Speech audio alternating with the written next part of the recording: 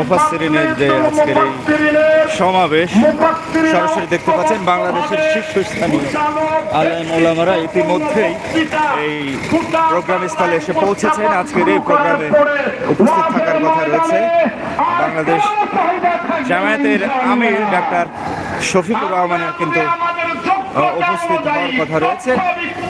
শত শত আলেম ওলামারা কিন্তু সকাল থেকেই এখানে ভিড় করছে। সকাল 9টা থেকে কিন্তু আজকের এই প্রোগ্রাম শুরু হয়েছে।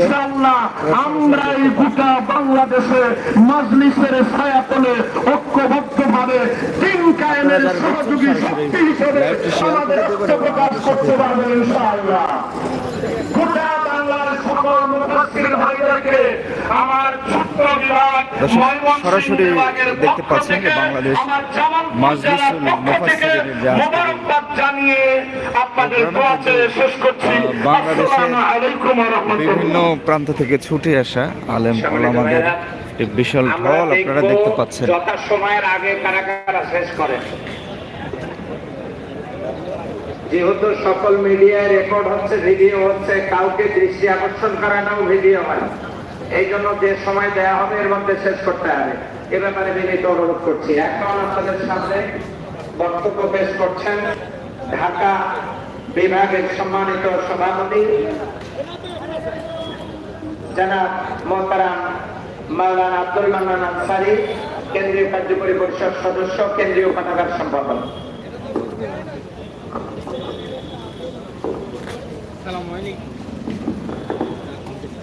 الحمد لله رب العالمين والعاقبة للمتقين والصلاة والسلام على أشرف الأنبياء والمرسلين وعلى آله وأصحابه والناس أجمعين।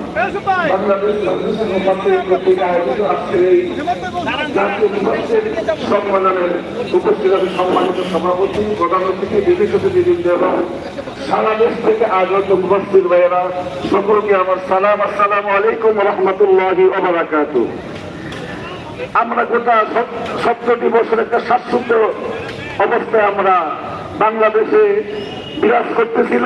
আমরা এই 17টি বছর আমরা প্রাণ খুলে মন খুলে আমরা আল্লাহর কোরআনের কথা আমরা মানুষকে শোনাতে পারিনি। বিভিন্ন মাহফিলে গেলে আগে আমাদের উপর প্রতিবন্ধকতা দেওয়া হতো, বিভিন্ন শর্তের বেলা আমাদেরকে আবদ্ধ করা হতো।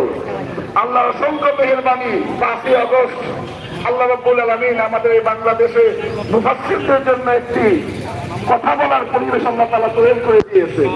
এখন আমি মুফাসসিরদের উদ্দেশ্যে বলতে চাই যে আমরা এই 1.5 বছর 2 বছর আমরা যেই সময়টা পাবো, আমরা যদি সঠিকভাবে কাজে লাগাতে পারি, আজকে আমরা যেইভাবে দিনের মেশে আমরা প্রাণ খুলে আজকে আমরা সম্মেলন করতেছি, প্রাণ খুলে আমরা কথা বলার পরিবেশ পাচ্ছি, এইটা যদি আমরা ধরে রাখতে চাই, আমাদের সামনে যে সময়টা আছে এইটাকে আমরা যথাযথভাবে কাজে লাগাতে পারি, জনগণকে ঐক্যবদ্ধ করতে পারি, কোরআনের মাধ্যমে যদি জনগণকে যদি আমরা ঐক্যবদ্ধ করতে পারি এবং এই কোরআন দিয়ে দেশ চললে দেশ এবং জাতি প্রাথমিক বিজয় দান করছিলেন। অষ্টম হিজরিতে আমরা যদি বাংলাদেশে কোরআন দিয়ে দেশ চলুন এই চূড়ান্ত চাই, তাহলে আমাদেরকে 100% আমরা অত্যন্ত রাখতে পারি।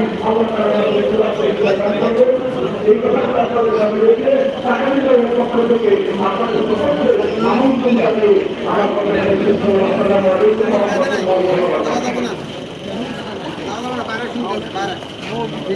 আপনাদের চেয়ার নিয়ে